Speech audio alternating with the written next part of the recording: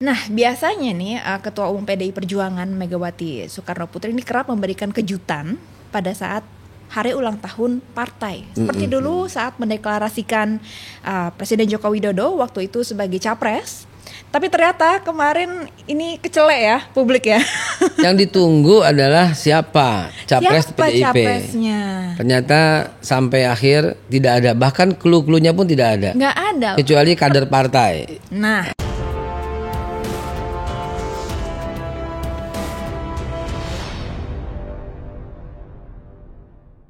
Assalamualaikum warahmatullahi wabarakatuh.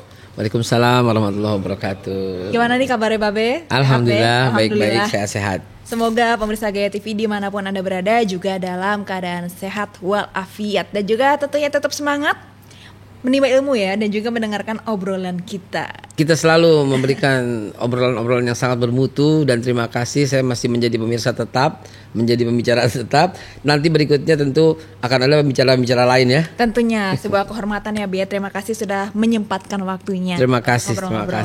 Bersama pemirsa Gaya TV. Hari ini kita mau ngomongin yang masih trending ya, yaitu hari ulang tahun PDI Perjuangan 10 Januari 2023 yang menjadi sorotan publik begitu. Baik media nasional maupun internasional. Mengapa? Karena kan kita sekarang udah masuk tahun politik ya, Be?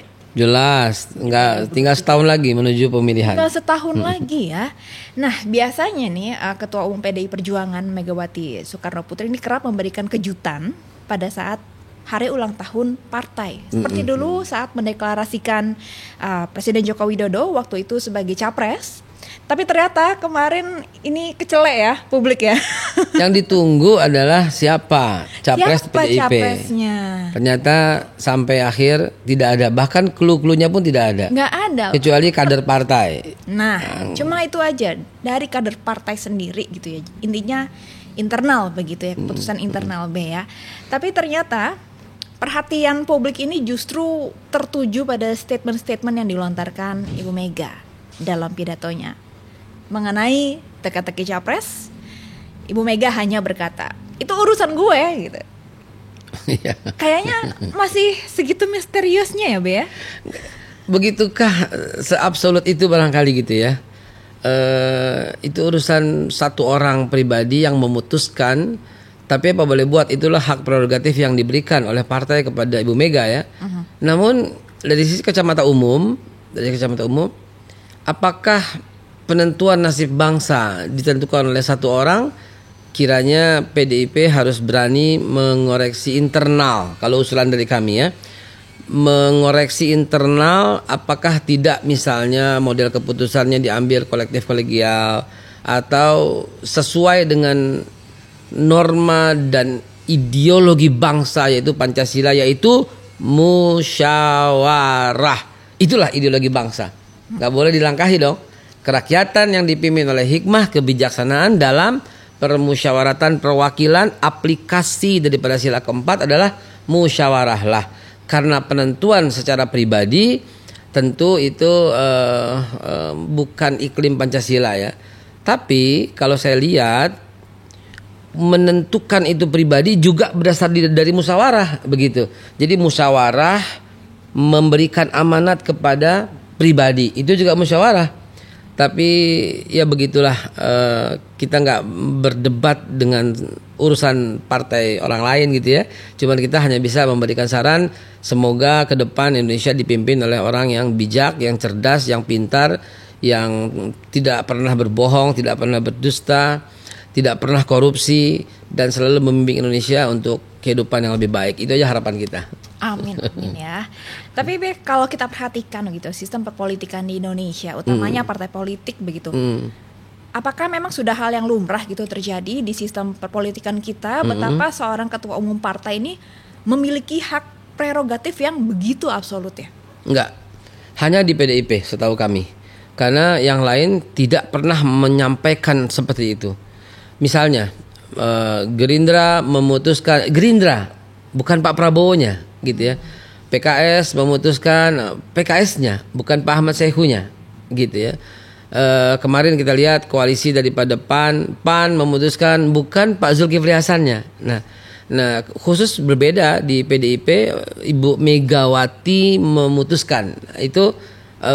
Ya saya tidak tahu apakah kenapa diambil musyawarah untuk menunjuk seperti itu. Itulah internal partai, dan iklim di Indonesia bisa-bisa saja. Kalau umpamanya dengan bahasa sinisme, di Indonesia apa sih yang nggak bisa? Gitu kan? Apa yang nggak bisa di Indonesia? Semua diakalin bisa. Bahkan presiden yang tidak layak untuk menjadi presiden berdasarkan undang-undang, misalnya kesehatan, misalnya bisa layak gitu ya. Bahkan yang belum jelas asal usulnya, misalnya masih ada polemik, bisa jalan gitu ya. Bahkan beberapa DPRD anggota itu ada loh yang ditangkap karena menggunakan ijazah palsu DPRD. Itu bisa juga udah lolos, udah bekerja 4 tahun 3 tahun baru ketahuan. Itu pun kalau ada yang ngadu, ya mohon maaf, ini kritik bagi bangsa kita. Apapun bisa di Indonesia, begitu ya. Jadi memang lumrah nggak lumrah gitu ya. Lumrah nggak lumrah. Betapa seorang ketua umum partai ini memiliki hak prerogatif yang begitu absolut. Ada juga pernyataan lain yang nggak kalah menuai kontroversi dan menjadi perhatian publik. Kita saksikan video berikut ini. Lah iya, padahal Pak Jokowi kalau nggak ada PDI Perjuangan juga, aduh kasihan dah.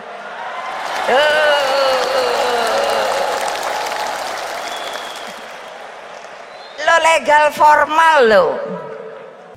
Nah, jadi itu Be, statementnya. Gimana menurut Babe? Apakah statement ini tepat begitu dilontarkan terlebih lagi kepada seorang kepala negara begitu?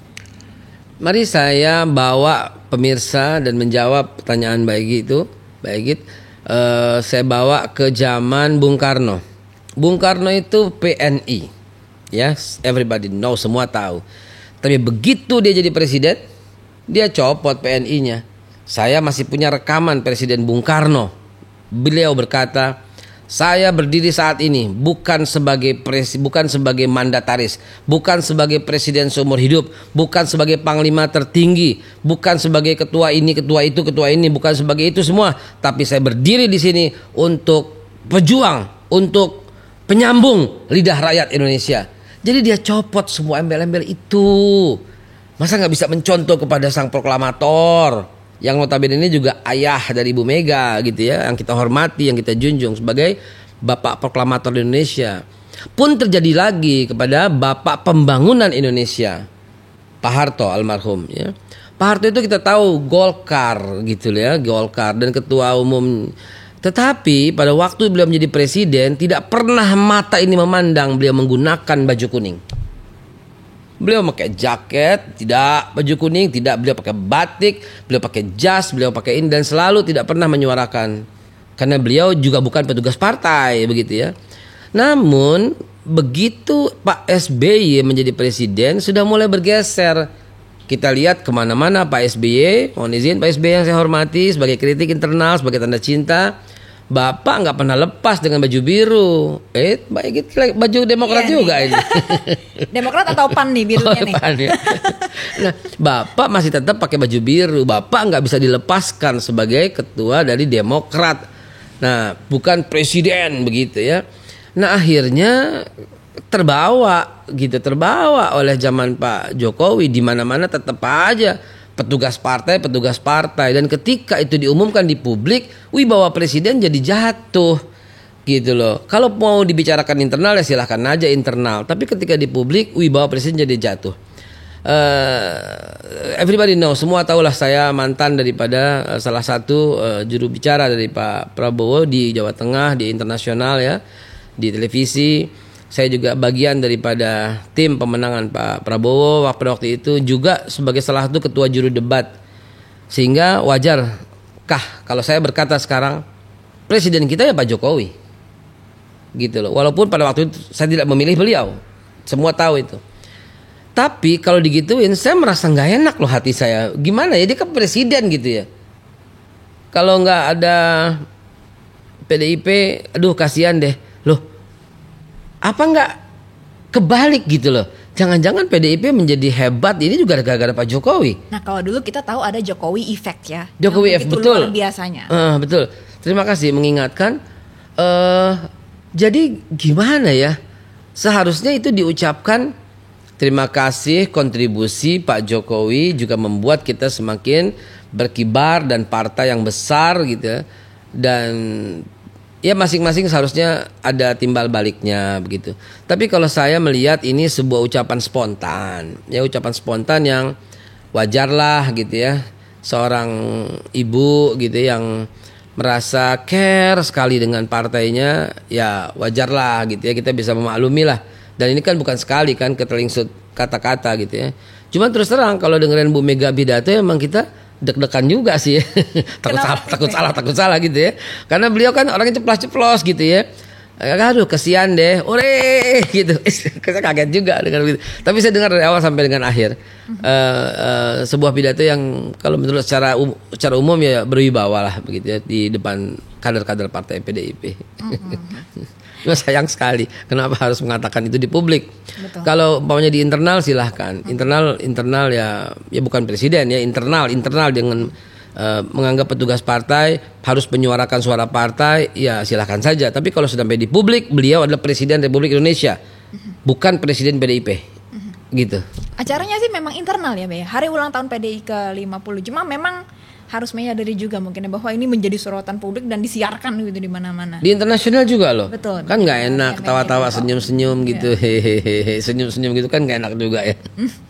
Iya baik, tapi ada juga yang berkata gitu, lah memang secara konstitusi ya memang hanya parpol yang bisa mengajukan capres, jadi statement ini ya tidak salah begitu. Itulah sebabnya kita tidak mau ikut campur secara mendalam dengan urusan internal partai. Tapi biar gimana pun presiden itu adalah milik seluruh rakyat Indonesia. Nggak pantas lagi menjadi petugas partai. Kalau umpamanya itu terjadi maka Indonesia berada di dalam PDIP. Nggak boleh, PDIP itu berada dalam Indonesia gitu loh. PKS adalah Indonesia, PAN ada, Gerindra ada, itu berada dalam Indonesia gitu loh. Sehingga pimpinan dari ini semua ya Pak Jokowi gitu loh. Dengan besar hati Pak Prabowo menerima pinangan Pak Jokowi untuk menjadi Menhan. Artinya apa? Because you are president. Begitu loh, not me. Kata Pak Prabowo gitu kan. You are the president, not me gitu loh. Begitu juga yang lain. Bahkan oposisi pun taat sama presiden. Kritik boleh, tapi ketaatan tidak bisa ditawar. Karena penolakan terhadap ketaatan pada presiden adalah inkonstitusi begitu. Ya. Saya sering dikatain, Babe keras tuh, Babe suka menyindir. Saya bilang saya tidak menyindir dengan dengan personal. Saya tidak menyindir dengan betul-betul subjeknya, objeknya. Materinya yang saya sampaikan, misalnya saya menyindir dengan hutang yang banyak, dan bukan cuma saya saja. Kurang keras apa Pak Rizal Ramli mengkritik Pak Presiden, bahkan berkata Jokowi wes udah cukup, kata Pak Jokowi di sini. Pak Rizal bicara pada waktu itu. Kurang keras apa, tapi itu kan tanda peduli ya, bukan satu makar gitu loh, bukan dianggap satu yang pantas untuk diadili. Saya teringat ucapan salah seorang presiden Indonesia yaitu Bapak almarhum Profesor Dr. B.J. Habibie. Penjara itu tempatnya orang yang salah, bukan yang berbeda pikiran. Itu keren gitu loh. Masa beda pikiran di penjara sih? Beda pendapat di penjara sih. Dalam sebuah negara demokrasi begitu ya. Yes. Justru itu yang diperlukan. Of course, sebagai check and balance gitu loh. Nggak bisa otoriter seperti itu hari ini nggak bisa. Udah nggak laku, diketawain dunia kita. Begitu, Mbak Agit. Tapi dengan melihat kondisi perpolitikan di mana ketua umum partai dengan presiden ini banyak yang dipertanyakan gitu. Sebenarnya posisinya nih kok ada netizen yang berkata seperti itu ya. Kenapa jadi kesannya ketua umum partai itu berada di atas presiden? Inikah sistem demokrasi kita begitu? Nah jadi kalau lihat pendapat-pendapat netizen itu kan, ini pendapat suara juga kan, di Indonesia satu suara juga udah belum boleh mengutarakan pendapat, kebebasan berpendapat. Banyak yang menyayangkan gitu loh. Bahkan banyak yang sinis juga mengatakan, loh kok kalau nggak ada Jokowi PDIP, kalau nggak ada PDIP Jokowi kesian deh. Justru kalau nggak ada Pak Jokowi PDIP kesian deh. Ada juga yang berkata begitu kan. Tapi terlepas dari itu semua, sistem demokrasi kita itu nggak jelas. Gak jelas gimana nih? Bahkan kalau mau kritik dan kita adu pendapat, Pilpres langsung itu tidak cocok dengan Pancasila. Kenapa demikian? Amerika yang menerapkan demokrasi sampai sekarang enggak langsung tuh. Amerika loh, tidak selangsung kita gitu loh. Yang sampai setiap orang memilih, enggak, sebab begini pendapat saya.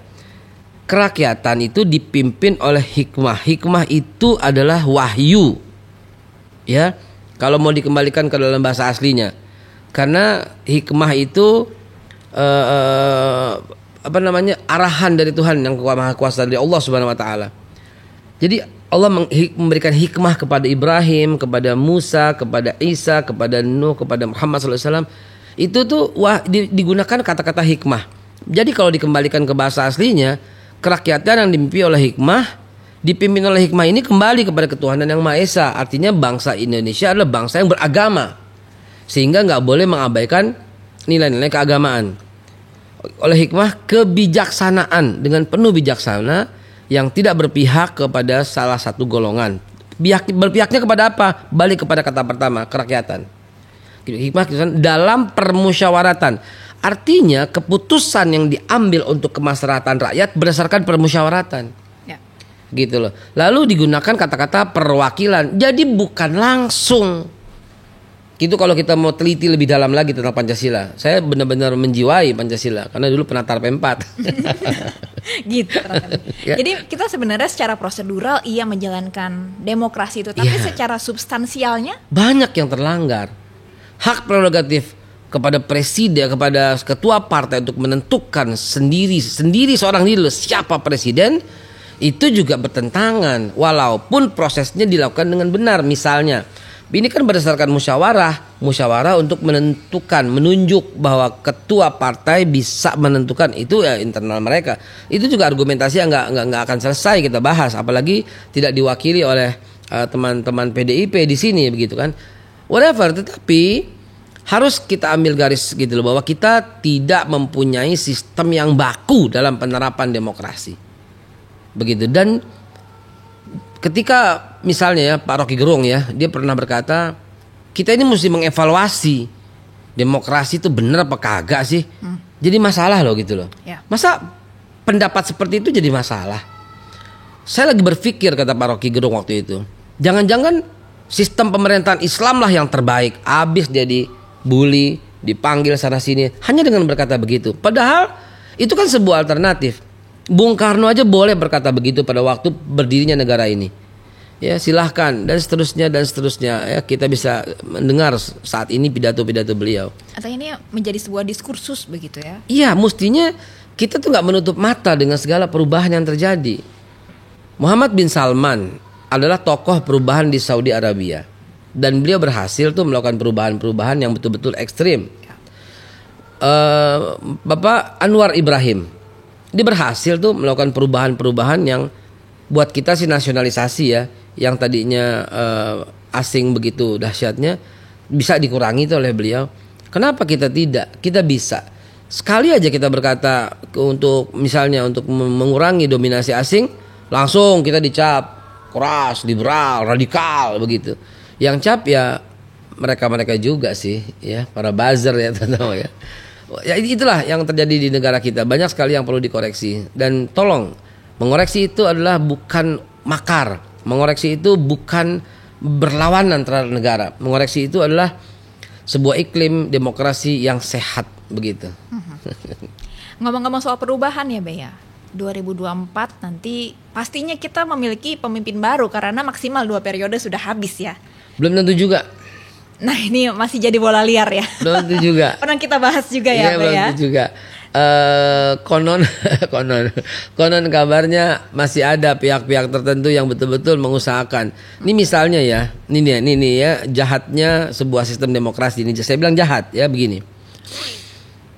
Bila rakyat mendapat informasi yang salah atau rakyat mendapatkan 1 lembar, 2 lembar, ratusan ribu dan kemudian disurvei dan kemudian 65%, let's say 65% rakyat berkata menginginkan 3 periode, lalu sidang MPR, DPR sidang istimewa dan berkata ini berdasarkan aspirasi rakyat, boleh. Dan kita mengubah undang-undang dasar yang tadinya hanya 2 periode, diubah menjadi 3 periode dan kemudian disahkan. Bisa juga. Kacau begitu loh. Nggak ada sebuah kepastian begitu loh. Bisa jadi. Nah karena itu kembalilah ke jati diri bangsa yang sebenarnya, yaitu Pancasila dan Undang-Undang Dasar 1945 yang asli, murni, yang dulu yang belum diacak-acak pada tahun 98, 2000, 2002. Itu sangat masuk akal untuk memperbaiki Indonesia untuk kembali menjadi macan Asia. Nah, lalu pertanyaan terakhir yang juga sekaligus menjadi closing statement begitu ya, Bea. Kalau kita boleh berandai-andai, apakah mungkin suatu hari nanti Indonesia memiliki sistem demokrasi yang betul-betul egaliter begitu? We don't know jawabannya. Let's say kita mesti lihat ke depan, siapa para pemimpin masa depan. Tentunya yang akan memimpin masa depan apabila orangnya mumpuni, menjiwai, kalau kata Pak Yusril itu harus menjiwai apa yang karakter bangsa, tentu kita pasti punya pemimpin masa depan yang akan mengangkat Indonesia lebih baik lagi. Tetapi kalau seandainya pemimpin itu adalah pemimpin yang tidak mumpuni, kurang ilmunya, tidak menjiwai rasa kebangsaan yang begitu dalam, maka boleh jadi Indonesia akan tercerai-berai. Dan itu kita berlindung pada Allah Subhanahu wa taala, pada Tuhan yang Maha Kuasa. Jangan sampai itu terjadi. Indonesia dengan keanekaragaman sukunya harus tetap menjadi Negara Kesatuan Republik Indonesia, NKRI. Amin. Macan Asia. Macan Asia ya. Terima kasih banyak Babe Haikal. Sama-sama. Sudah berbagi ilmu, perspektif baru, dan juga menyuarakan sebagai anggota masyarakat Terima dan kasih. juga tokoh masyarakat kita semua. Semoga harapan-harapannya tadi juga bisa diamini oleh pemirsa Gaya TV dimanapun Anda berada. Dengan demikian saya Egit Hapsari dan Babe Haikal Hasan pamit undur diri. Semoga bermanfaat episode ini. Wassalamualaikum warahmatullahi wabarakatuh. Waalaikumsalam warahmatullahi wabarakatuh. Merdeka.